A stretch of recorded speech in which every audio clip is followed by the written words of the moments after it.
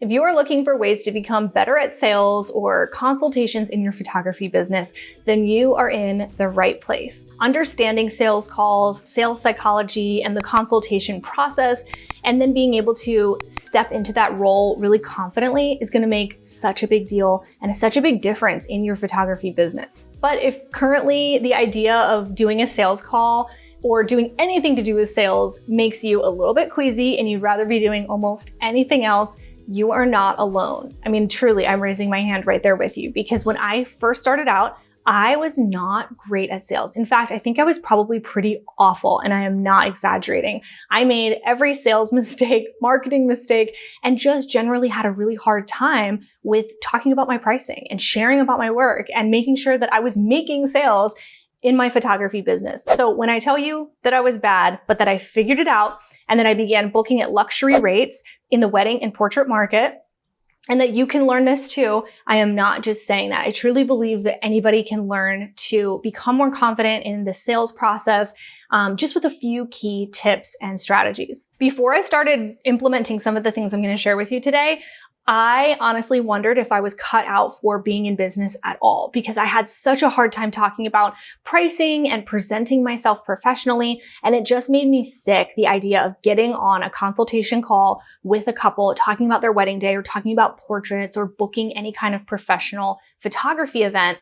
And that truly was where I was at. So I want to share a couple of tips with you that have helped take me from that time where I was just besides myself with nerves and just felt sick even thinking about it, to feeling a lot more confident and a lot more capable of talking about pricing, presenting myself as a professional, and especially getting on the phone and answering my clients' questions. So I'm going to walk you through a little bit of what this could look like in your business, give you some client consultation tips, but also just some sales tips in general. Some of this stuff can just apply to sales in your business as a whole. So I want to give you some tips. I think most of these tips are going to apply directly to your consultations. So a lot of times before someone will book a photographer, they want to hop on the phone. They want to meet in real life, or they want to do a video call where they can just ask you a couple of questions and make sure that you are who you say you are and that you are ready to take pictures at whatever it is that you're going to be taking pictures at.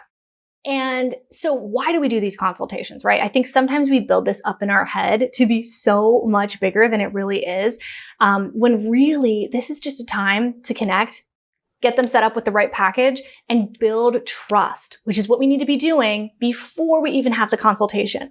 So actually I have a guide all about this. I have a guide about the consultation process as a wedding photographer. Now, if you're not a wedding photographer, I would still recommend that you grab this guide, because a lot of it is going to apply to portraiture, to commercial work, to, if you have a studio and you have people come and maybe you do newborn images, there's a lot that can still apply, because this can be broken down into before the call, during the call, and after the call. But let me go ahead and just give you 5 tips for approaching these consultations, approaching the sales in your photography business. So my first tip for you is to make the consultation easy and low commitment. This is going to be huge. This is going to be huge for you to get out of your own head and think that this is a huge deal, but it's also huge for your clients, because a lot of times I'm hearing from photographers that they even have a hard time sometimes getting these consultations to even happen. They want to get on the phone with clients. They want to get in real life and talk to a couple about their wedding, but they're having a hard time getting couples to actually follow through. So my advice to you is make this easy, make it shorter, make it lower commitment, and you have to also make it juicy. So I know in my business, I don't share full pricing until we're on a call or a meeting. I'm going to give them anchor prices. I'm going to tell them what an average investment looks like, because I don't want to waste anyone's time. But if you give them all the information, there's almost no reason for them to get on a call with you. And you and I know there's more to what you do as a photographer than just the prices. So make it easy, make it low commitment, and make sure you make it kind of juicy. So if that means sharing a little bit more about your process and your pricing during that call, that can be a great way of doing it. All right, so tip number 2 for consultation calls is ask them questions that are going to tell you what they care about most. Sometimes I think we're so caught up in trying to explain how our business is unique and how we're artists and we're going to photograph them in new and amazing ways. And you should totally be there to present yourself in that way.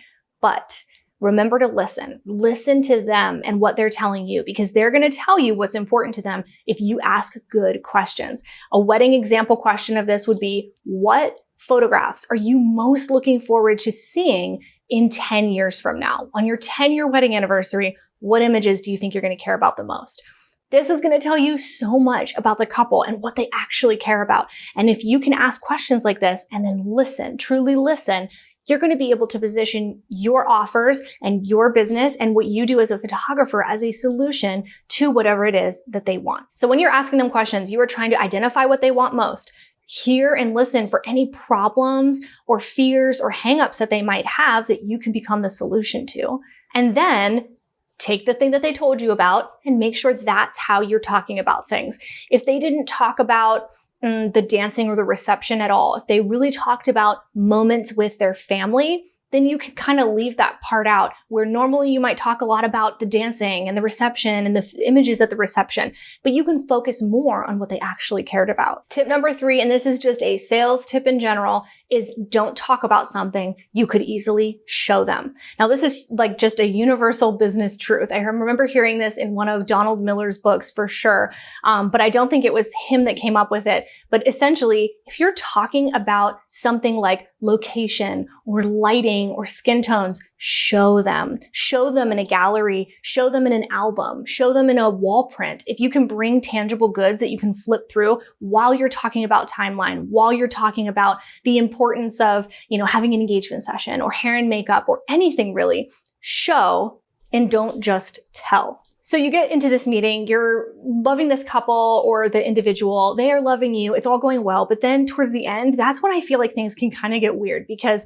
they have the information, you gave them everything, they don't have any more questions, and I think that is where things can get kind of awkward. So tip number 4, give them the next steps. So they're going to look to you to guide them through the process. They've never worked with you before. They don't know what your process would be for booking, for paying a non-refundable retainer. They don't know what the next step would be after they give you that money. Would you start planning their session?